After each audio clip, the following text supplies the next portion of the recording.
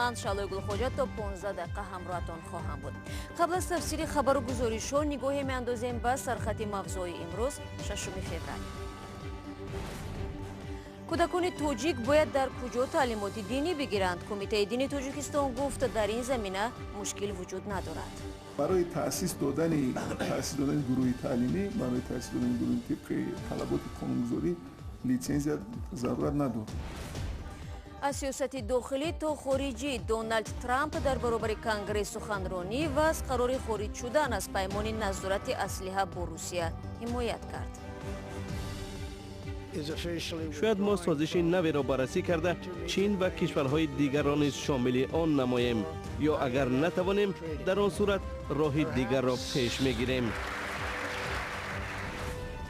و با جنایت‌های اخلاقی مبارزه میبریم. مقامات انتظامی شماره تنفروشان در ولایت ختلان را اعلان نموده از مردان خواستند که به همسرانشان خیانت نکنند. تماما یکتگی میرسند. برای همین حاجتی با کوچه برآمدن و یگان جنایت کردن نیست. بانک ملی تاجیکستان میگوید به همین زودی ها تقدیر دو بانک کلانی گرفتاری مشکل معین می شود. امروز رئیس بانک ملی در جریان نشست مطبوعاتی گفت تا 20 فوریه خلاصه خود را نسبت سرنوشت اگرو اینوست بانک و توجیک صادرات بانک به حکومت ارسال خواهند کرد. هرچند به تاکید جمشید نورمحمد زاده برای اجرا کردن عهدهداری ها در نزد مشتریان این دو بانک به جلب سرمایه نیاز دارند. تفصیلات از فرود یوسفی. эмомалӣ раҳмон раиси ҷумҳури тоҷикистон ба мақомоти масъули молиявии кишвар дастур додааст то 2 ҳафтаи дигар хулосаи тасмими ниҳоӣ дар баробари ду бонки азими кишварро пешниҳод кунанд. ҷамшед нурмуҳаммадзода раиси бонки миллии тоҷикистон дар нишасти хабарии ниҳоди зери раҳбариаш дар душанбе гуфт ин дастури раиси ҷумҳур бо манзури идомаи мушкилоти буҳронии агроинвестбонк ва тоҷик содиротбонк аст.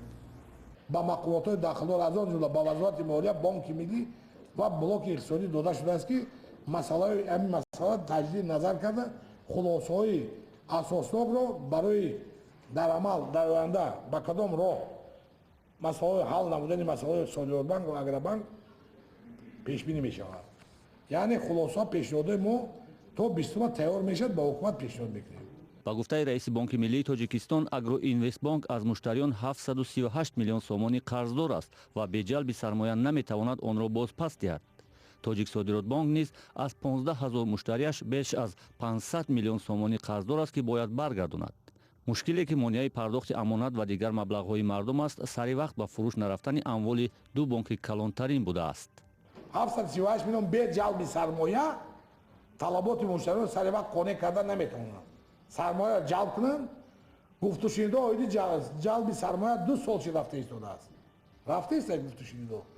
лекин акн мо ҳам хоҳони он ҳастем ки ҳамин дута бонк ҳамин маблағҳоро ҷалб кунад, талаботи мардума қонеъ кунад, ҳамин проблемаҳоро ҳал кунад.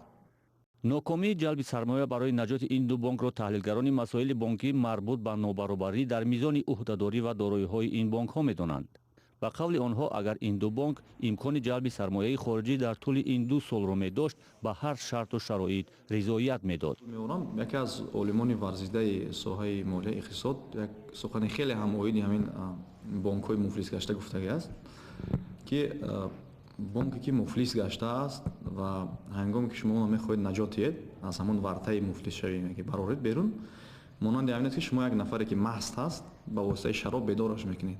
яъне ки аз чӣ гувоҳӣ медиҳад? аз он гувоҳӣ медиҳад ки имрӯз ин ду бонки низомсоз аст ягона роҳе ки барои наҷот дорад ин ҳам бошад маблағгузорӣ аз ташкилотҳои молиявии байналмилалӣ ё ин ки умуман сармоягузории хориҷӣ ки ҳавасманд ҳастанд. таҳлилгарон бар инанд ки ҳукумати тоҷикистон ва неҳодҳои масъули молии кишвар бояд ҳадди ақал то 1.5-2 соли дигар тақдири ояндаи ин ду бонки низомсози кишварро ҳал кунанд. дар сурати ғайр эътимоди мардум ба куллӣ аз низоми бонкӣ дар кишвар коста гардида ба низоми бонкӣ дар кишвар халали ҷиддӣ ворид мешавад ва дар ниҳоят ба иқтисоди кишвар таъсири манфӣ хоҳад расонд. در توجیکستان یک کمیسیای ویژه مسئله بازگشایی مسجدها را بررسی میکند. در این باره سلیمان دولتزاده رئیس کمیته اوید به کارهای دین، تنظیم عنعنه و جشن و مراسم ها امروز در حوشیه نشست خبری اطلاع داد. گفته می شود بر اساس سنجش و بررسی های همین کمیسیا در باره فعال ساختن مسجدها تصمیم گرفته خواهد شد.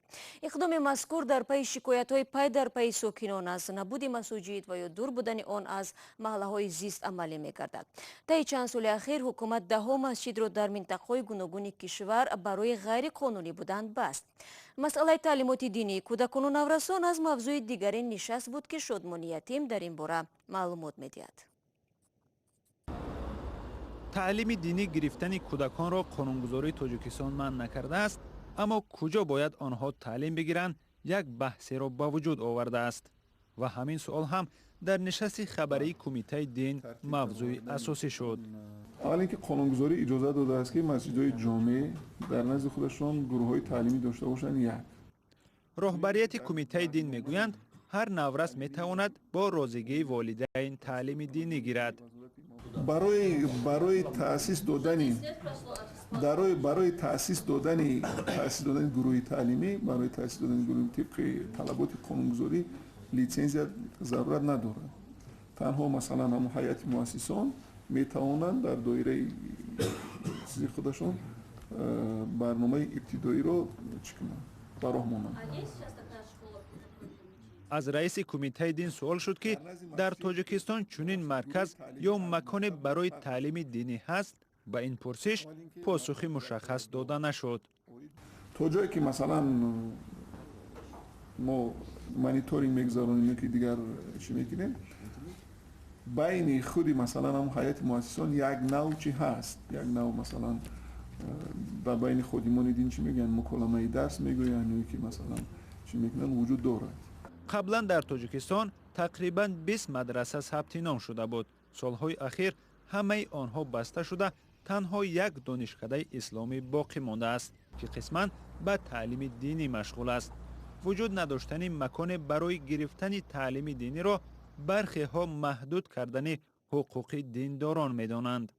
در اساس تبلیغات همین رسانه‌ها بسیاری ها فکر می‌کنند که بعد از 18 سالگی تنها ممکن است که کودک به مسجد رود، به مدرسه شامل شود و تعلیم دینی بگیرد.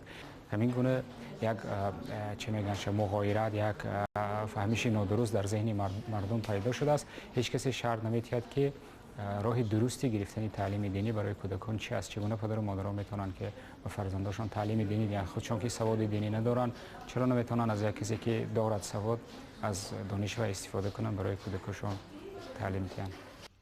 در حالی که رئیس کمیته دین میگوید برای تأسیس گروه تعلیم دینی مانع قانونی وجود ندارد، هم مسئولا مقامات رسمی از بازداشت روحانیان خبر میدهد که به تعلیم غیر قانونی دینی متهم شوند. برخی ها میگویند محض این گونه نمایش های مقامات در تلویزیون یک نوع هراس را میان جامعه به میان آورده است و هم سبب فاصله گرفتن روحانیان از تعلیم دینی شده است. دامادهایی که در منزل‌های خودشان کودکان را تعلیم دینی میدادند، اونها را توسط رسانه‌ها بدنام کردند. شاید اونها احتمال دارد که اونها قانونگذاری را پایمال کردند، یعنی اینجای شک و شبهه نیست. ولی طرز پیشنهاد شد، طرز به مردم فهمانیده شد که مردم یک باره از فرستادن فرزنداشان یا تعلیم دادن دینی به فرزنداشان دست کشیدند. بر اساس قانون هر نفری که میخواهد تعلیم دینی دهد از نهادهای امور دین باید اجازت گیرد. مقامات بارها گفتند که چنین تصمیم به خاطر تنظیم تعلیم دینی و پیشگیری از افراطگرایی است. شادمان یتیم، میرزا نبی خالقزاد، آزادی دوشنبه. معارف و این جمهوری تاجیکستان مقرر گردیده است. حتما شما برنامه خبری رادیو آزادی را تماشا دارید. پرزیدنت آمریکا دونالد ترامپ از قرارش در مسئله بیرونشوی از پیمان نظارت اسلحه با روسیه حمایت نمود. این سخنان را ترامپ در پیامش به اعضای کانگرس ابراز داشت. پیام سالانه او که شام روز سه‌شنبه ارائه گردید برای اولین بار از زمان زیر نظارت حزب دموکرات آمریکا دایر شد. چند ده سال پیش امریکا با روسیه سازش امضا کرد و ما به محدودیت رضایت داده امکانات موشک‌های ما را کاهش دادیم. ما طبق حرف این سازش عمل کردیم، اما طول سالها روسیه آن را پیوسته پایمال کرد.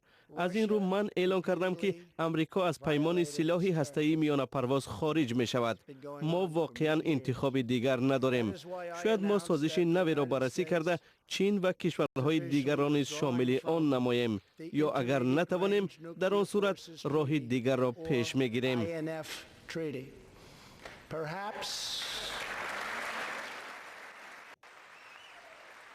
همچنین ترامپ از به اصلاح رژیم رادیکالی ایران تنقید نموده درباره بیرونشوی نیروها از افغانستان و سوریه ابراز نظر کرد. سپس پرزیدنت امریکا اعلان نمود که آخرین ماه روان بار دوم با پرزیدنت کره شمالی کیم چن اون دیدار و گفتگو خواهد داشت. ملاقات اول دونالد ترامپ با کیم چن اون سال گذشته در سینگاپور برگزار شده بود. سخنرانی دونالد ترامپ در شرایط ارائه شد که اختلافات داخلی میان دموکرات‌های کنگرس و پرزیدنت در حال افزایش است. و کاربران عزیز آزادی ویدیو توجه کنید به یک اعلان. اگر میخواهید در تهیه برنامه خبری سهم بگیرید، پس خبری عاجل و یا عکس و نوار مهم و جالب خود را به ما بفرستید. رقم ما در وایبر و واتساپ این است: پلوس 420 724 05 66 81. برنامه را ادامه میدیم. مقامات انتظامی ختلان از مردان دعوت میکنند که با عائله هایشان صادق باشند. آنها هشدار میدهند ارتباط جنسی با تنفروشان که برخیشان آلوده ویروسی مسئولیت نارسایی بدن و یا خود ویچند پیامد ناگوار خواهد داشت. سردار ریاست کارهای داخلی ولایت ختلان با اعلان آمار تنفروشان گفت که به ضد جنایت‌های اخلاقی مبارزه میبرند. ادامه از کیومرث سیاتا.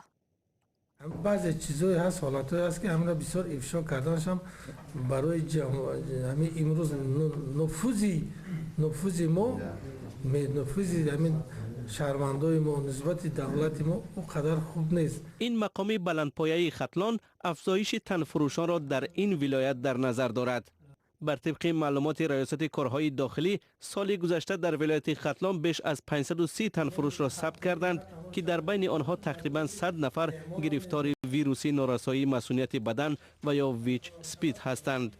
در یک ماه یک نفر قطعی میبخشد که خست خواب بگیم علاقه کنن، فکر کنید 12 نفر چی میکنن؟ سرایت میکنن. برای همین امروز این داغ روزم این داغ کلان روز است.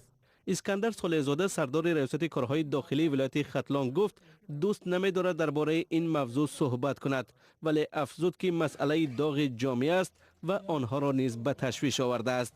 او هشدار داد که در صورت ارتباط جنسی با گرفتاران ممکن است بیماری ویچ سپید گسترش یابد.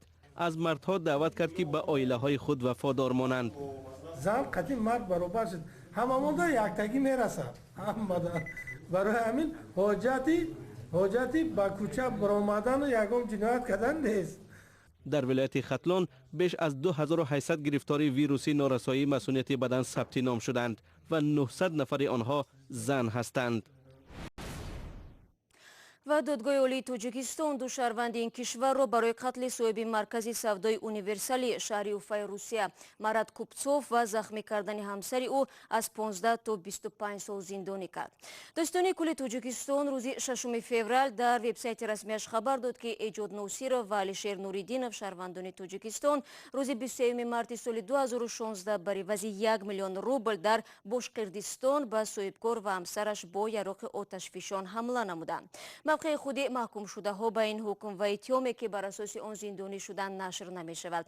مقامات روسیه قبلا گفته بودند که کشتار را ایرینا کوپتسووا یکی از پیوندان مراد کوپتسوف فرمایش داده است. او از این صاحبکار 1.5 میلیون روبل قرضدار بود، ولی به جای دادن قرض به 1 میلیون روبل از کلیرهای تاجیک درخواست کرد که او را بکشند. این صاحبکار 23 مارت سال 2016 در نزد خانه‌اش هنگام فرآمدن از ماشین کشته شد. بینندگان عزیز، متاسفانه صحبت مفصل ما درباره سازشنامه قطر و تاجیکستان جا نشد و ما فردا حتما در این باره برای شما صحبت مفصل را پیشنهاد میکنیم. از این خاطر همراه ما باشید و فردا فراموش نکنید صبح بر وقت نوید بامدادی پیشنهاد شما می شود. با تو فردا، خدا نگهداری هر یک شما.